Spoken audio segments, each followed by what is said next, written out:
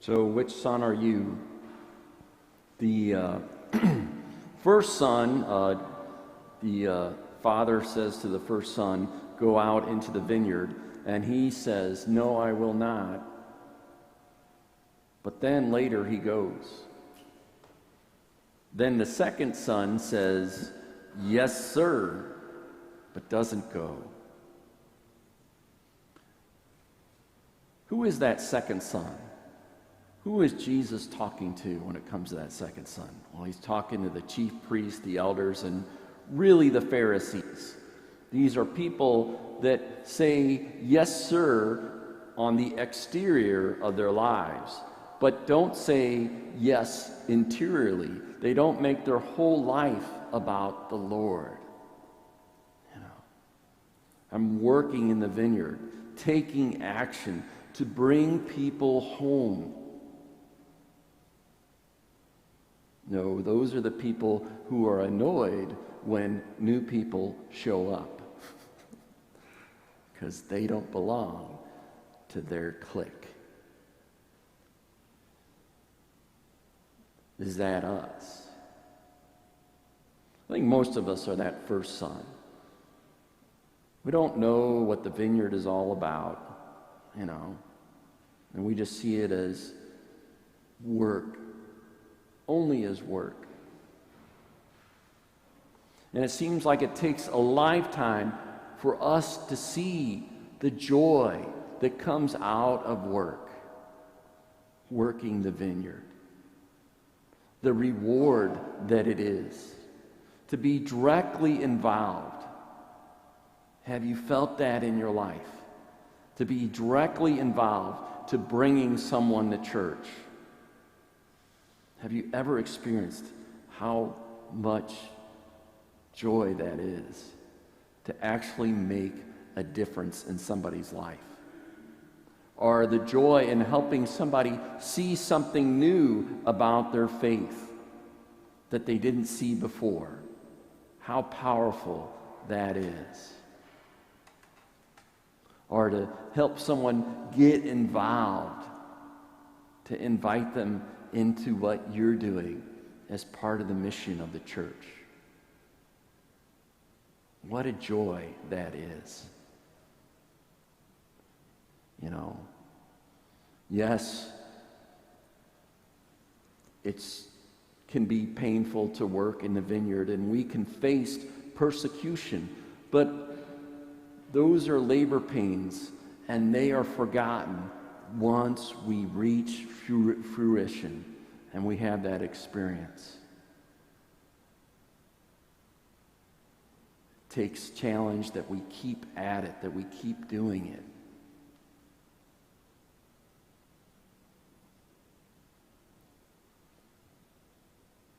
No, there's not a literal vineyard here at John Paul II. Our vineyard are the ministries that we do. Our church masses serve over, well, I said 500 in the letter that you will be getting, but it's actually 600 people. Not to mention our daily communicants. Our video system reaches over hundreds of people. Our St. Vincent and Vincent de Paul and our food pantry reach right here in our community, helping so many people. Our school has, our Holy Cross Academy serves over 400 children in the K through 8. And our campus, which is the early childhood campus, serves 150 more young children. It's one of the best Catholic elementary schools that I've seen because it's able to focus on the different grade levels. Our Acts community and Acts retreats have such an impact to see the before and then to see the after. I don't know if you've ever seen that or ever been a part of that. It is life-changing. Our pro-life committee, that it helps so many agencies with helping women with pregnancies in their life and the difficult situations they are. The Scouts, the Bible study, the men's group, the Knights of Columbus. There are so many ministries in the vineyard of our parish. Are we participating in them? Are we getting ourselves involved? And most of them are active even now with the COVID virus. They're still doing things. Our participation is needed, and also our financial support is needed. COVID has majorly impacted our parish. I don't know if you've been looking at the numbers in the bulletin, but because of COVID, the economic downturn from COVID has affected giving. The small attendance because of COVID is affecting our giving. Our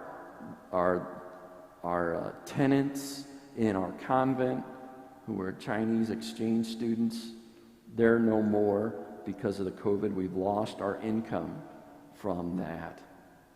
All impacting our finances. Our collection is down 20%, and our deficit for this year is over $186,000. But we're doing things, we're cutting costs.